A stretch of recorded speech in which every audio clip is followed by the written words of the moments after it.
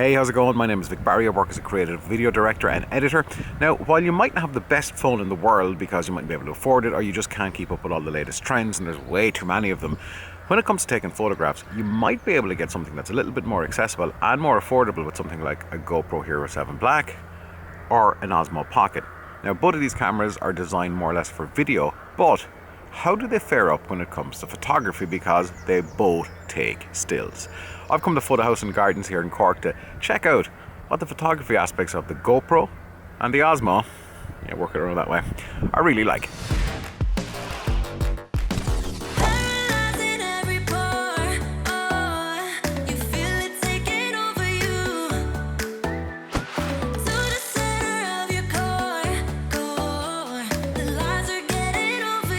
About to shoot the first shot here of Photo House. The GoPro is on Pro Tune, flat color profile, minimum ISO is 100, maximum is 400. The Osmo Pocket is ready to rock, and that's going to be shooting at ISO 100 and a shutter speed of 1/2500, no ND filters whatsoever.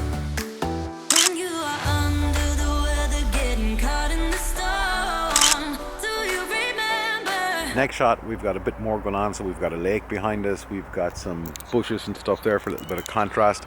So it's a challenging lighting situation because we've got a clear sky, then we've got kind of the shade of everything here. So let's see how both of these cameras handle this.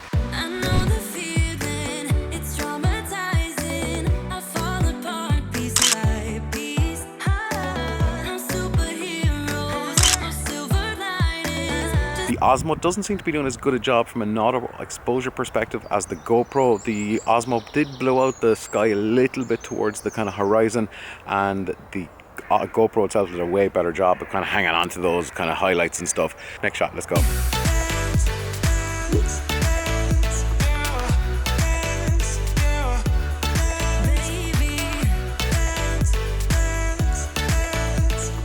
A lot more challenging because we're kind of in the shade of a whole bunch of trees here, so the Osmo is not exposing automatically at all for this, but we're going to see how it looks. Can it be recovered in RAW? Probably not. Are you going to be kind of really using RAW photographs if you're just using one of these cameras as just kind of a point and go? Maybe you might, depends on what you're into it, but let's go take the shot. Let's see how they look. I don't think either of these are going to do any good, but let's try anyway.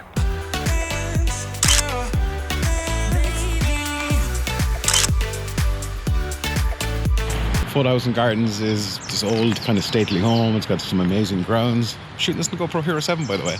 Just going to mix things up as well for all of these tests, even though this is a photography test. We're just going to take a look at the video as well. So totally lost, no idea where I am, never been in this part of it before. Yeah, and it's my day off. Yep, I've taken 2 days off and I have no idea what to do. Can't switch off, can't just shut down and play video games, watch Netflix all day. Well, with the weather like this, I'd be insane to do that. So yeah, it's just, let's do some more work. Oh, people. Finally, civilization.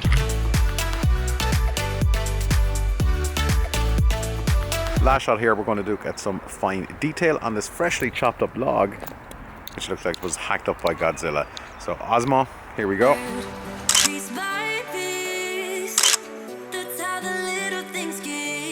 Cheers. So one of the things that I've been thinking about actually while doing the GoPro versus the Osmo Pocket stuff is the practicality and the usability of the whole lot. So I've used the wireless module from DJI on the Osmo. Pain in the neck, really, to be honest. Really, it's not that dynamic. It just slows you down taking pictures. The GoPro, on the other hand, you just take it out and take a picture and it's done. Otherwise, you'd be relying on just the Osmo itself on the tiny screen and trying to see what's in that. Is it in focus? Is it not in focus? It's very hard to see if it's exposed. Failing that, you'd have to connect it to your phone directly, so plug it in, and you do need a bracket for that or some kind of mount because it's not very secure in it. So GoPro wins hands down. But what about the quality of the pictures? I don't know about you, but I'm going to eat something I shouldn't eat. That's a carrot cake from in there. That's insanely good. I'm probably after putting on 3 pounds just eating it.